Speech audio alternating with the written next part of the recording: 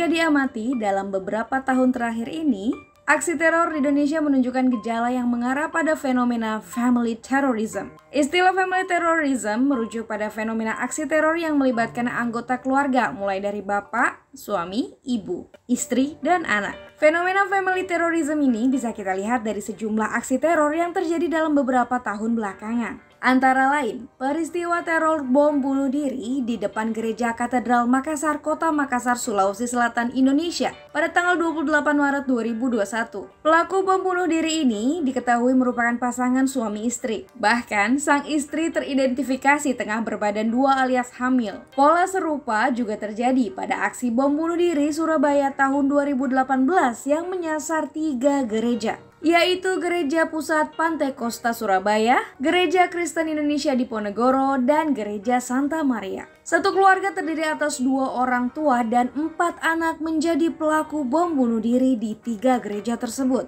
Jika ditarik ke awal munculnya aksi teror di Indonesia, fenomena family terrorism ini sebenarnya muncul sejak peristiwa bom Bali 1. 3 dari 4 pelaku utama, yakni Amrozi, Ali Imron, dan Mukhlas merupakan saudara kandung. Kini, fenomena family terrorism kerap melibatkan perempuan atau istri dan anak-anak. Jaringan teroris yang berafiliasi dengan ISIS, Islamic State of Iraq and Syria, bahkan menjadikan family terrorism ini sebagai strategi andalannya. Proses rekrutmen ISIS umumnya tidak hanya menyasar individu, melainkan lebih menyasar satu anggota secara keseluruhan. Menjadi wajar jika banyak aksi teror yang dilakukan oleh anggota atau simpatisan ISIS dilakukan oleh satu keluarga, suami, istri, bahkan anak. Fenomena family terrorism ini tentu mengkhawatirkan. Seperti kita tahu, keluarga merupakan inti dari masyarakat. Kualitas keluarga menentukan kualitas masyarakat. Apa jadinya jika keluarga terpapar ideologi radikal, bahkan menjadi pelaku kekerasan dan teror atas nama agama? Fenomena family terrorism juga mengindikasikan bahwa perempuan dan anak-anak memiliki tingkat kerentanan tinggi terhadap infiltrasi terorisme. Pada titik inilah, perempuan kiranya bisa berperan dalam menjaga keluarga dari infiltrasi ideologi dan gerakan radikal terorisme.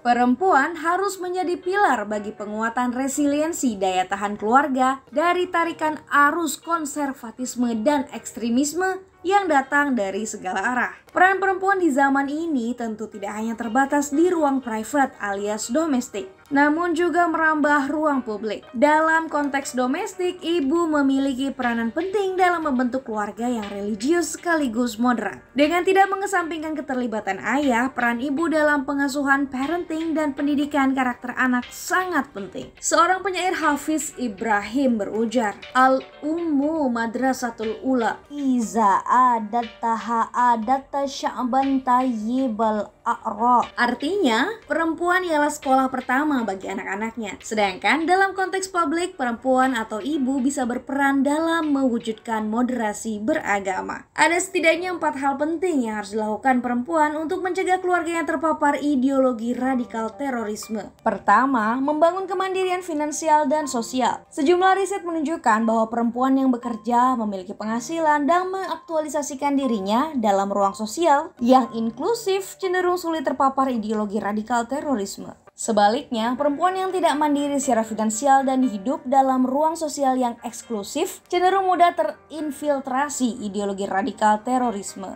Kedua, mengembangkan dan memperkuat kemampuan berpikir rasional dan kritis, terutama dalam memahami isu-isu sosial, politik, dan keagamaan. Nalar kritis ini diperlukan agar perempuan tidak mudah terjebak janji-janji utopis yang kerap dijajakan oleh para pengasong radikalisme. Ketiga, memperkuat kemampuan literasi digital. Di era banjir informasi seperti saat ini, perempuan harus memiliki kecakapan untuk memilah dan memilih informasi dan pengetahuan yang tersebar di dunia digital, baik internet maupun media massa. Jangan sampai perempuan terjebak oleh narasi keagamaan ekstrim yang saat ini banyak disebarluaskan melalui teknologi digital. Ringkas kata, fenomena family terrorism dapat ditangkal dan dicegah dengan memperkuat resiliensi daya tahan keluarga dari paparan ideologi radikal terorisme. Perempuan atau ibu sebagai pilar penting ranah domestik rumah tangga idealnya bisa berperan penting menjaga keluarganya dari infiltrasi ideologi dan gerakan radikal terorisme.